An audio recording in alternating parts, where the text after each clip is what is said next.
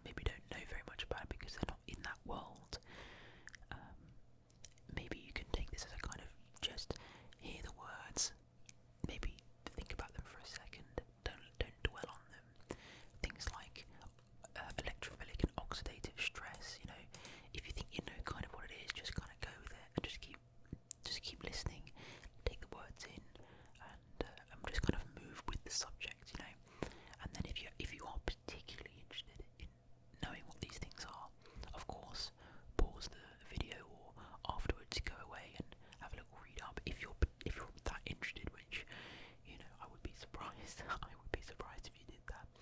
If not, if you're not interested and you just like my content and you like learning about science, I suppose, take these things as more of a what do they call it? An unintelligible ASMR video, unintelligible whispers. So those are three ways that you can take it, I suppose. I'm going to take a quick drink. And I will be drinking quite a lot because there's going to be a lot of talking in this video. So without further ado, let's get into this one. I mean, we're not going to have this level of introduction for the next few videos, I would expect. We're just going to kind of go, video 2 or episode 2 of going through papers, whatever I call it, if I even call it a series like that, and then we'll just get straight into it. So, me personally, outside of this paper, I've just started my project, and it's going to be on, as a sort of broad subject, it's going to be on nutrigenomics. Nutrigenomics in cardio-metabolic health. That's the kind of project, overarching topic, I suppose, that I've gone with. I've always been interested in genomics. I did my master's in genomic medicine. I did a lot of genetic research in my undergraduate degree, which was in biomedicine. And now that I'm doing medicine, I'm trying to do something a bit more physiology based, or at least more related to an actual disease, like a specific disease, rather than just researching a pathway, I suppose. And cardio-metabolic health was something I've been generally interested in recently. I wanted to go more into some sort of vascular disease, so maybe stroke or something. Not too sure though, it's very open-ended. I'm not sure how to refine it which way or the other, and that's why I'm going through these review papers. So I wanted to get an overview because I know that Nrf2 is a very important pathway in the vague area that I'm interested in going into, but we won't press that too much. Let's just read the paper. So this, as you can see, is a review paper, which I will explain what that means for people who don't know. There are several different types of papers. I don't know all the different names of them, but a review paper is essentially an overview. This is a standard review, which means that you look at all of the sort of experimental papers that actually do experiments in a lab, for whatever reason, whatever they're researching, and it takes all of their results and it kind of critically reviews all of them, and then it collates them into one big paper, their results and discussions and whatever, and tries to distill all that information and all of that evidence into one way or the other. What does this certain pathway do? Because different papers will do experiments on the same, vaguely the same thing, but might get very slightly different results. Sometimes they get wildly different results. It's rare, but so for example in this, the molecular mechanisms of the KEAP1-NRF2 pathway in stress response and in cancer evolution. Perhaps one finds in some part of the pathway one factor does this, and in another paper they find that it does something slightly different, and so they'll take all the evidence and they'll try and categorize things in some way. But one thing to mention is that reviews really are only relevant to the time that the paper was published. So if we can usually near the top, so I'm surprised that it's not here. Usually they have a date, so if we can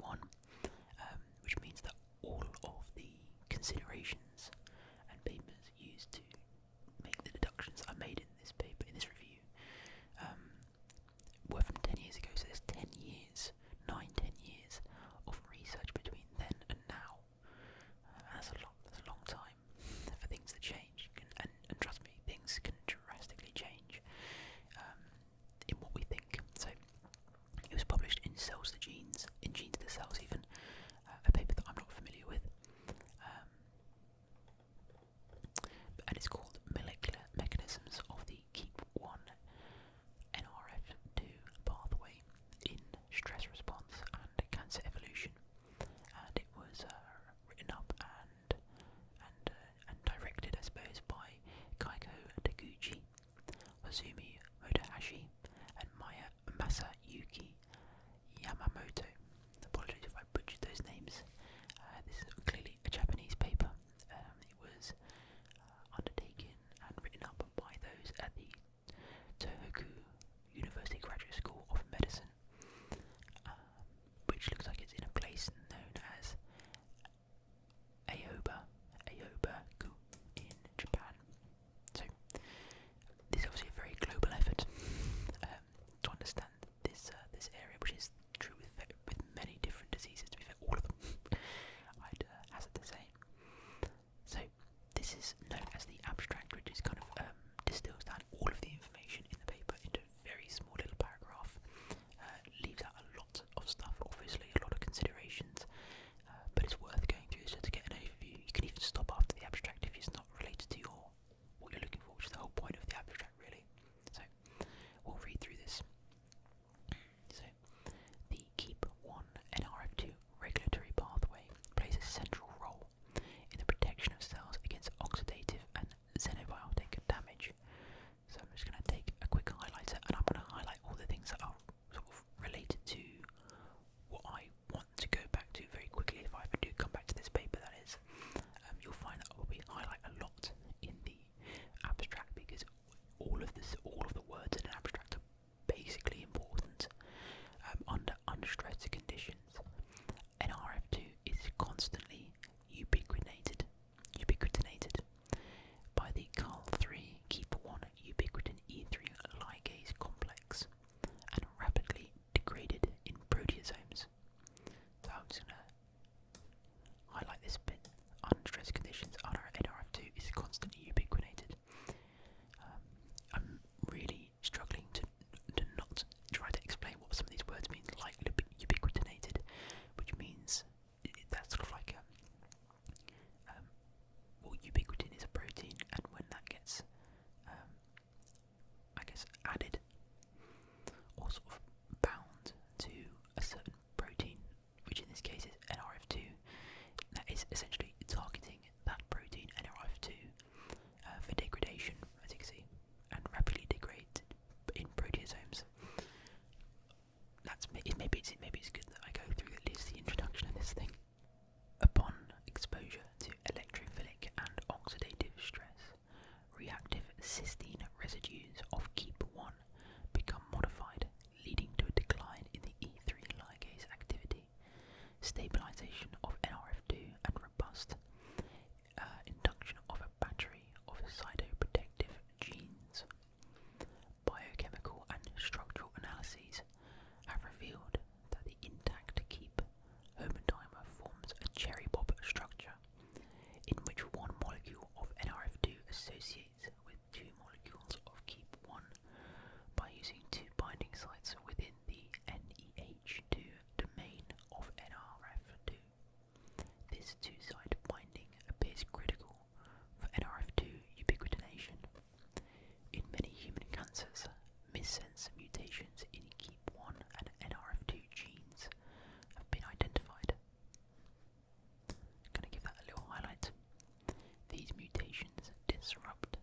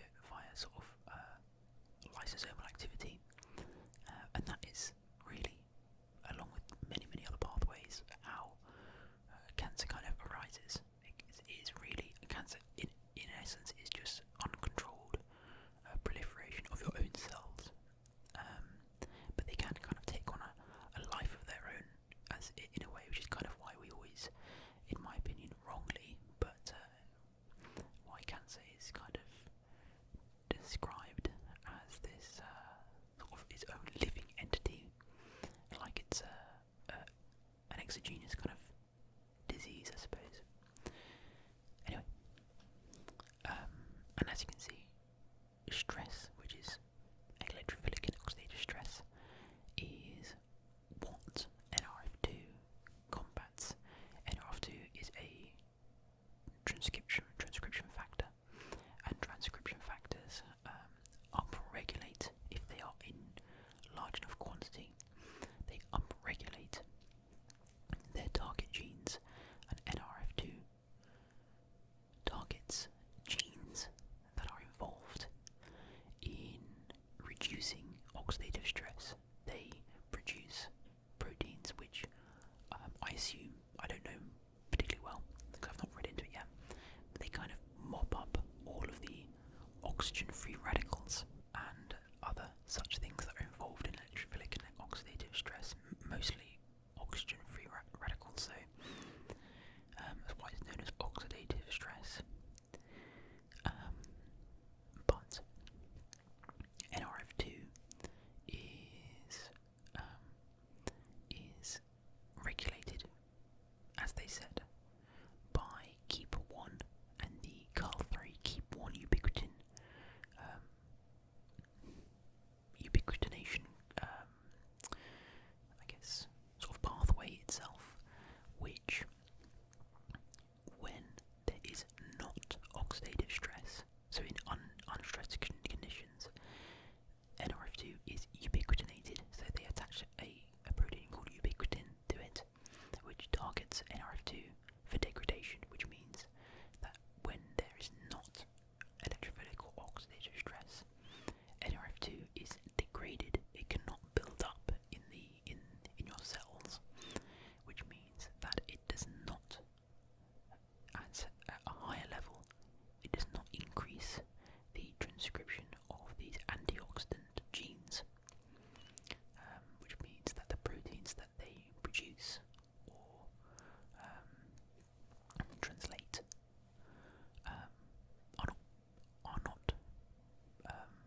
are not produced in the cells, and means that they don't go around mopping up oxygen-free radicals because there aren't many there to begin with.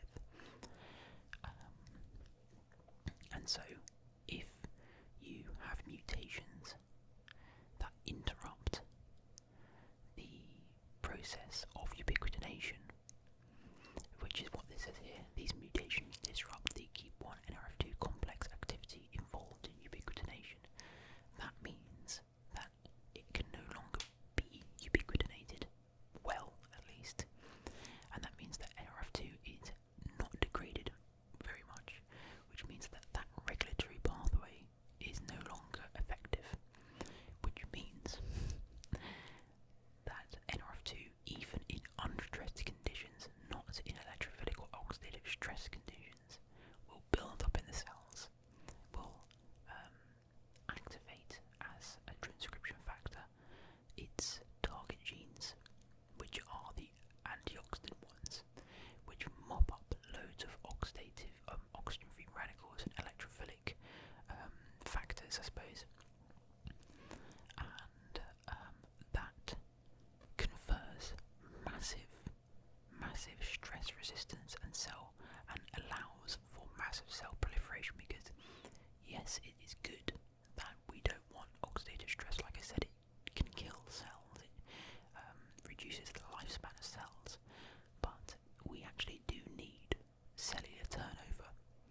We do need our cells to be destroyed and replenished. I think every 10 years your entire body is new, apart from things like your brain that don't have much cellular turnover, but the majority of your body is completely new, even your bones. It's a completely new turnover, and I just think that is amazing. And when it comes to your gut, I think every week your gut's lining is completely new. It's not the same cells that were there before, and that is really, really essential for getting rid of cancerous cells that are already looking to proliferate, are looking to resist your body's anti-cancer pathways that it has sort of inbuilt into it, like this one. We need our cells to die and to be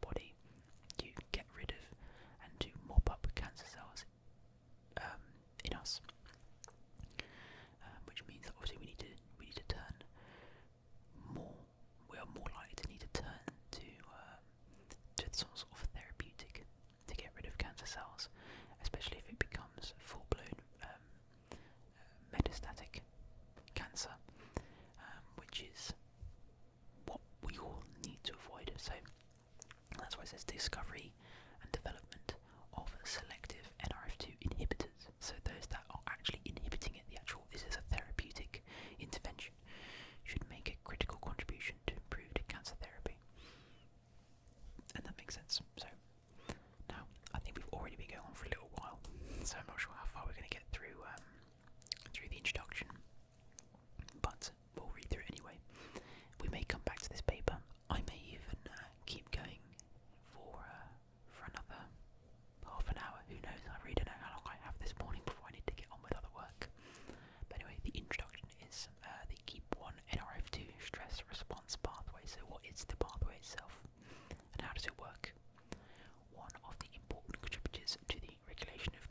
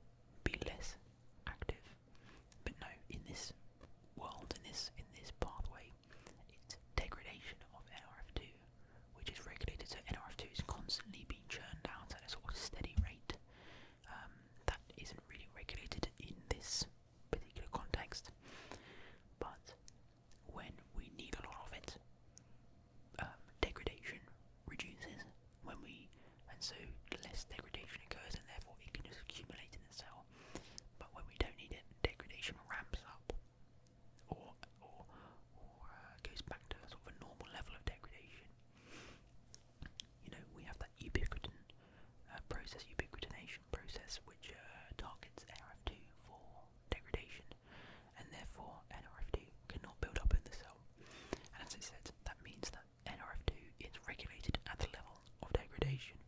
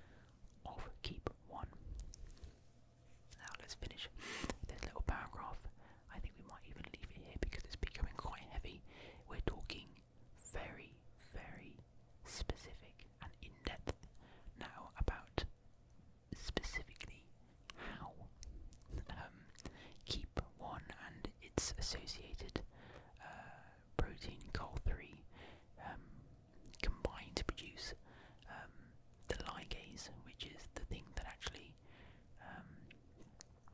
ubiquitinates Nrf2 and therefore targets it for degradation. And we're talking here, it's really specific, the sort of domains and location of the domains. I'm not going to highlight that because it's not, you don't really need to know that particularly in depth, or at least I don't need to memorize that information. If I need to write that up, I'll just come back here and kind of pick and choose the information that I want to include. So here we have the actual, this is a schematic, a really simple schematic diagram of what the protein looks like. This is not what the protein would look like in reality. This is, they've kind of unbonded the entire thing and stretched out lengthways and broken it down into specific areas to, it might even be more just the gene formation, to be quite honest, of where different domains are which do certain things. So the NEH2 domain of the Nrf2 is where KEAP actually binds to. So this is the DC domain, Kelch, as you can see here, which is where the Nrf2 binds to. So this will bind here, these two will bind together. This is where COL3 binds for dimerization, as it says, forming the ligase, the ubiquitin ligase. And this is where MAF binds to Nrf2, which I believe is where that is when it actually is doing its transcriptional activity. So KEAP won't really be involved in this part. That's when it's inside the nuclei, when any Nrf2 has accumulated significantly, it's translocated into the nuclei and is actually acting as the transcription factor that it is, which we talked about earlier. But let's read this second question that they alluded to. So the second question is how Nrf2 degradation can be stopped upon exposure to electrophiles and ROS. KEAP1 is a thiol-rich protein and possesses multiple reactive cysteines whose neighbouring residues are often basic amino acids. The reactive thiols are excellent targets of electrophiles, and indeed several electrophilic reagents have been shown to modify the thiols directly. So we can see how that's going to be clearly interrupting the process. They need those domains for the structure of the protein itself, and therefore when it is actually in electrophilic stress or oxidative stress, that creates an actual change structurally that makes it presumably difficult to bind or ubiquitinate Nrf2, and therefore explaining how it no longer targets it. Modification of KEAP1 is considered to impair the structural integrity of the KEAP1 COL3 E3 ligase complex. There we go, resulting in the decline of the ubiquitination activity, thereby facilitating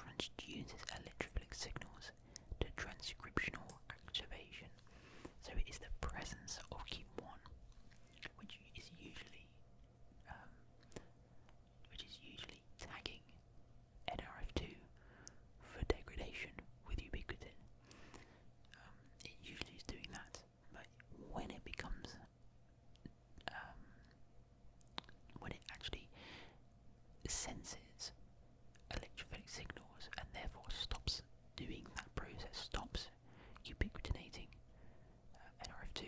What that means is that it is a sensor and it is taking that signal, the signal of, oh hang on, there's high electrophilic stress or high reactive oxygen stress, and it is saying I'm going to now send that information to Nrf2 by way of no longer ubiquitinating it and no longer targeting it for degradation.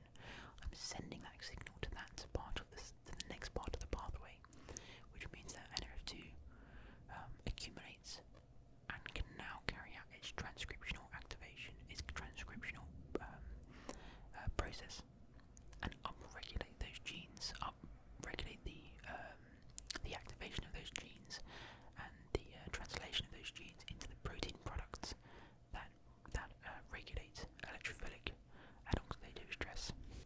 Currently, biochemical, biophysical, and structural analyses of the KEAP1-NRF2 interaction have been conducted extensively to reveal the characteristics of the molecular sensor for electrophores. Fine. Very interesting. Okay. So, guys, we're going to leave it there. I might actually come back to this specific review, kind of a part 2, I suppose. We'll just get straight into it and start reading. We might even make it past the introduction. But as you can see, we've got